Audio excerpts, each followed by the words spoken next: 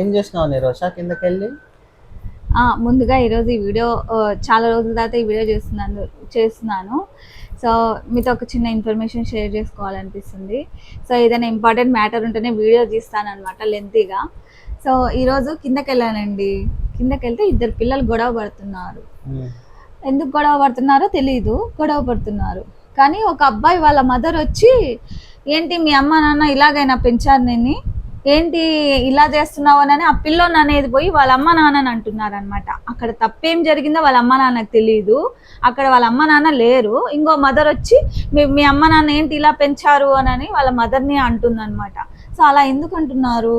అలానే అంటారు యాక్చువల్గా. ఎందుకు తెలుసా, ఇప్పుడు ఒక కిడ్ పేరెంటింగ్ ఎలా ఉంటుందో దాన్ని బేస్ అయ్యే వాడు పెరుగుతాడు.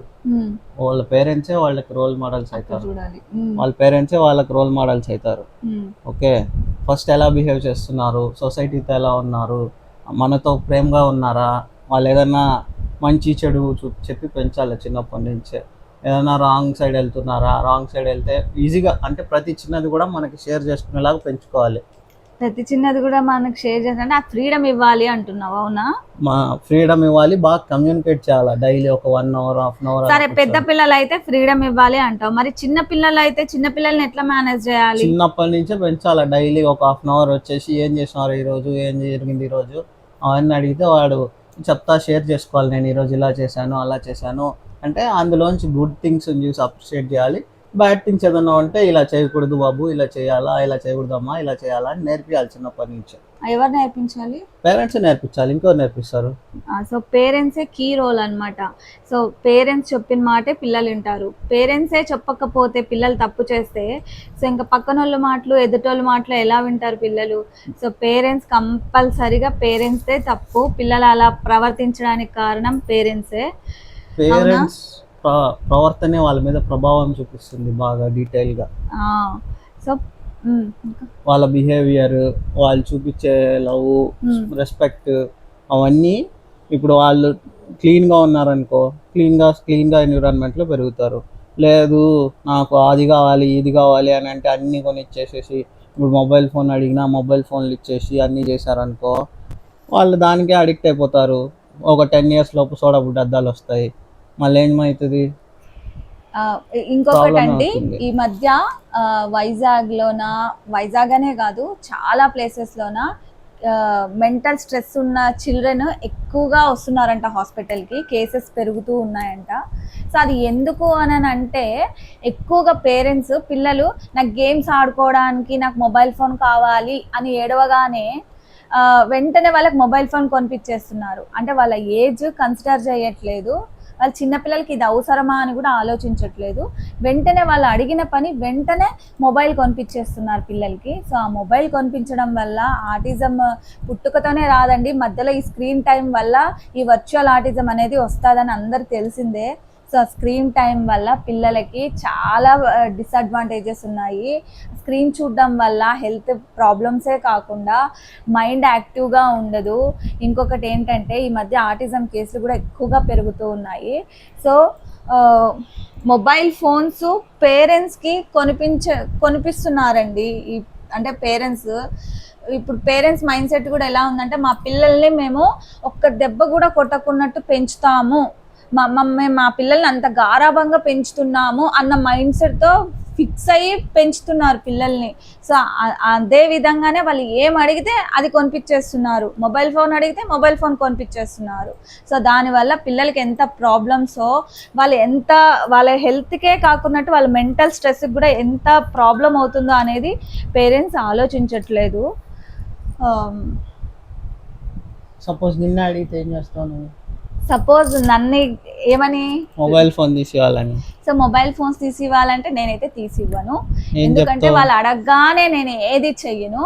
సో నేను ఫస్ట్ బయటకు వెళ్ళి, మేము చిన్నప్పుడు మేము ఎలా ఆడుకున్నాం, మాకు మొబైల్ ఫోన్స్ లేవు. మేము ఎప్పుడో గ్రాడ్యుయేషన్ అయిపోయినాక నేను మొబైల్ ఫోన్ కొనుక్కున్నాను. సో ఇప్పుడు పిల్లలకి, చిన్న పిల్లలకే మొబైల్ ఫోన్స్.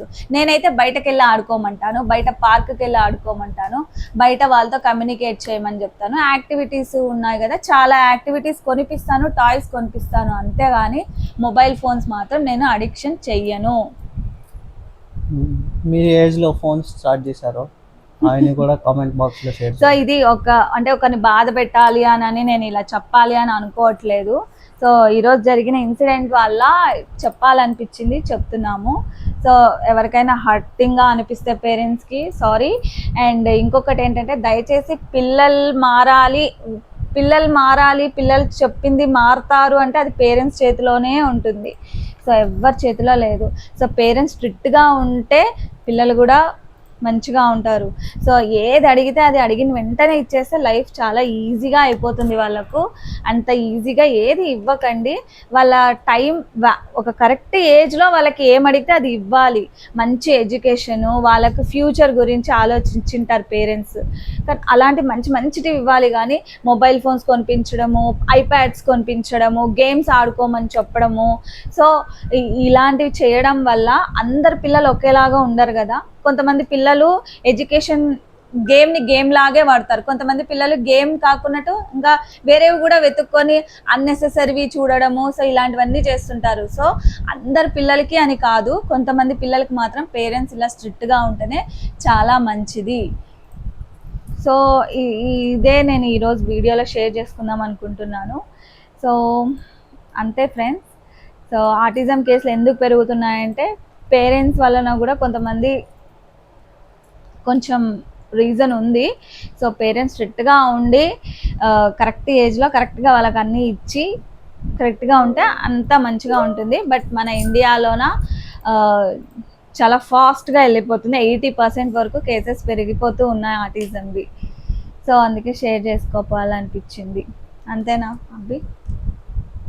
వాళ్ళందరూ ఏజ్ లో స్టార్ట్ చేశారు అడుగు మొబైల్ ఫోన్. మీరందరు మొబైల్ ఫోన్స్ ఏ ఏజ్ లో కొనుక్కున్నారు చెప్పండి. మన పిల్లలకి చిన్న ఏజ్ లోనే మొబైల్ ఫోన్స్ అడుగుతున్నారు. మీరు ఏ ఏజ్ లో కొనుక్కున్నారు మొబైల్ ఫోన్స్ చెప్పండి. మీరు చెప్పండి. నేను చెప్పే దాంట్లో ఏమైనా రాంగ్ ఉందా? సో కరెక్ట్ ఏజ్లో మొబైల్ ఫోన్స్ ఇవ్వాలి. చిన్న ఏజ్లో మొబైల్ ఫోన్స్ వాళ్ళకి అవసరం లేదు కదా. సో అలా ఎందుకు పేరెంట్స్ మొబైల్ ఫోన్స్ అడిక్షన్ చేస్తున్నారు పిల్లలకి? సో ఇది కరెక్టా రాంగా మీరే చెప్పండి. సో అంతే ఫ్రెండ్స్ ఈ వీడియో. సో నెక్స్ట్ వీడియోలో మళ్ళీ కలుద్దాం. సో ఈరోజు నాకు ఈ ఇన్సిడెంట్ జరిగింది, షేర్ చేసుకోవాలనిపించింది, చెప్పాలనిపించింది, చెప్తున్నాం. So చెప్పేసండి. Bye everyone. Bye. See you children. Bye. Good night.